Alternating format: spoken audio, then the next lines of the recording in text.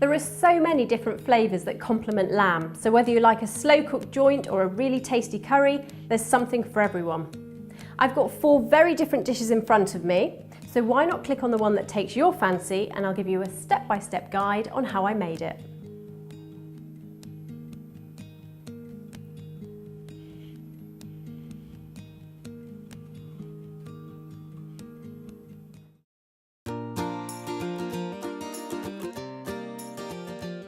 This lamb curry is full of flavour, and the great thing is you can adjust how spicy it is by adding more or less chilli.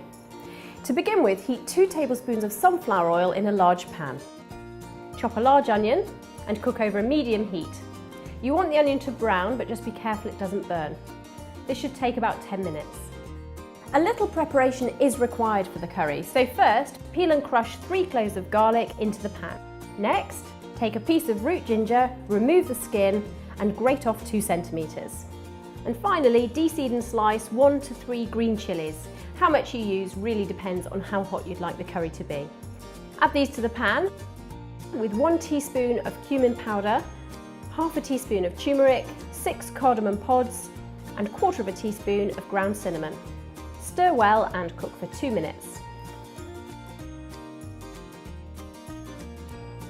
Now to the lamb. Dice 450 grams of neck fillet and add this to the pan. Stir together well so the spices and onions cover the lamb pieces evenly and cook for another 2 minutes. Then add a 400 gram can of chopped tomatoes along with 200 millilitres of water. Bring to the boil, then cover and leave it to simmer for 1 hour. And don't forget to wash your hands after handling the raw meat. So now the lamb's been cooking for 30 minutes, you can put 300 grams of basmati rice on to cook as per the pack instructions. After 1 hour, remove the lid from the pan, raise the heat and bubble until some of the liquid evaporates so the sauce can thicken. So just before the curry's ready to serve, I'm going to add 120 grams of baby spinach leaves, and these will wilt down very quickly. Add 3 tablespoons of chopped fresh coriander and stir through. Finally, spoon the curry into a dish, finish with a little coriander and serve with your basmati rice.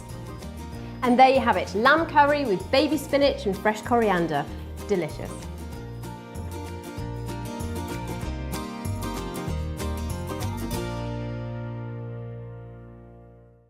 Well, that was lamb curry. How about lamb chops? Come on, chop chop.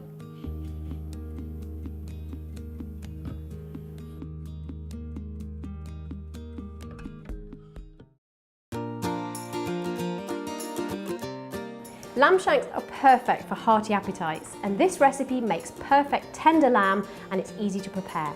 So start by preheating your oven to 180 degrees C, that's 160 in a fan oven or gas mark 4. Heat a splash of olive oil in a large casserole dish over a medium heat and brown the lamb shanks 2 at a time.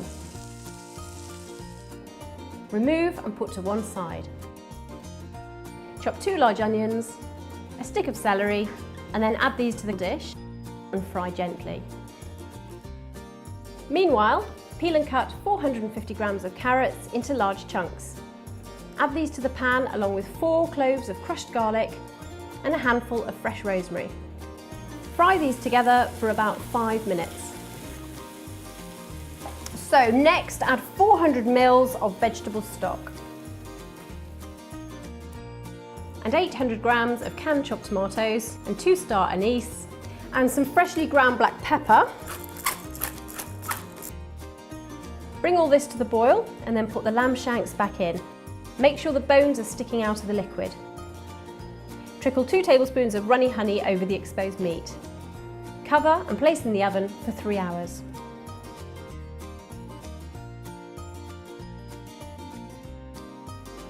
I can see already the meat is just going to fall off the bone, and it's such a simple recipe and fantastic results. There you have it, leave in the oven lamb shanks.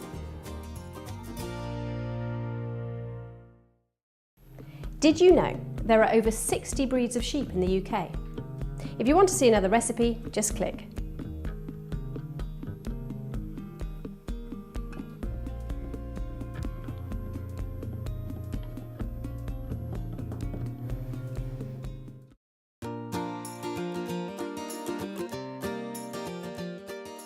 Slow cooking intensifies flavours and ensures the meat is meltingly tender. This recipe combines a lamb shoulder with oranges and potatoes to create a meal the whole family will enjoy. Start by preheating your oven to 160 degrees C, 140 for a fan oven or gas mark 3. Heat a tablespoon of olive oil in a large oven-proof casserole dish and fry the lamb on all sides to seal.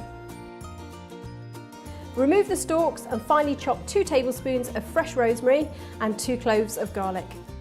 Add these to the casserole with a pinch of salt and some freshly ground black pepper. Add a 400-gram can of chopped tomatoes, 300 millilitres of red wine and 2 oranges cut into wedges.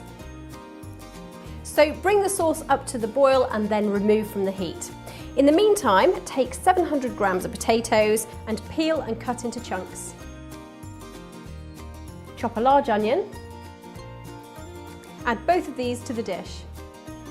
Cover with a lid or foil, then cook in the oven for 2 hours. Remove from the oven and carefully uncover. Then raise the temperature to 180 degrees C, or if it's fan assisted, 160 degrees C or gas mark 4. And cook for a further 30 minutes until the potatoes take on a golden colour. That looks really hearty and it smells fantastic too. So there you have it, shoulder of lamb with oranges and rosemary. If you're hungry for more, just click for another recipe.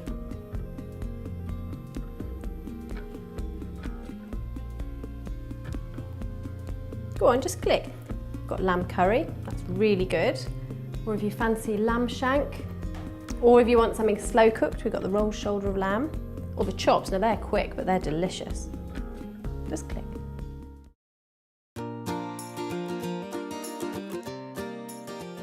In this recipe, thick and juicy lamb chops are complemented with a butternut squash mash and a really simple red wine sauce. To make the mash, you'll need a butternut squash that weighs roughly 400 grams once it's been peeled and the seeds have been removed. Dice the flesh, then peel and finely chop 1 onion. Heat 1 tablespoon of olive oil in a pan and add the onion. Cook over a low heat for 10 minutes until the onion is soft but not brown. Add the squash and cook for a further minute.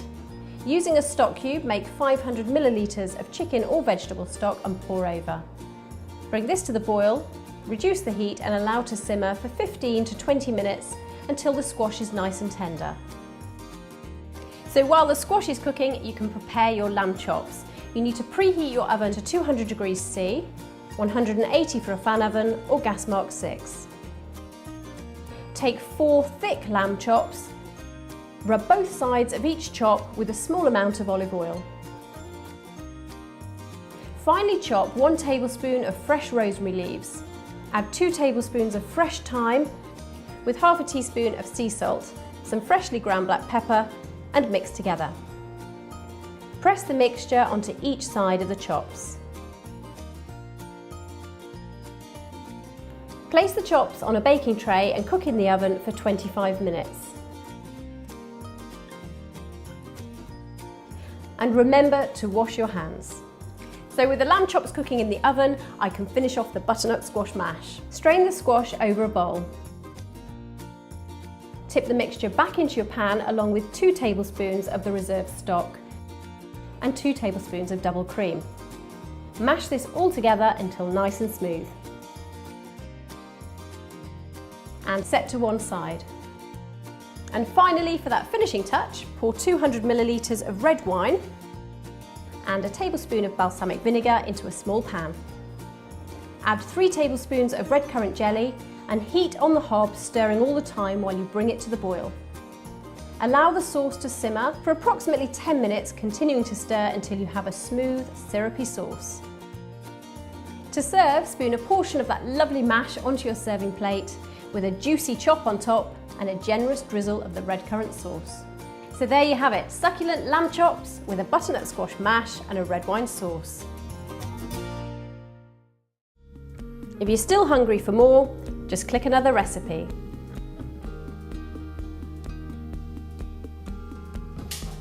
Oi! Oh, come on guys, where's all the food?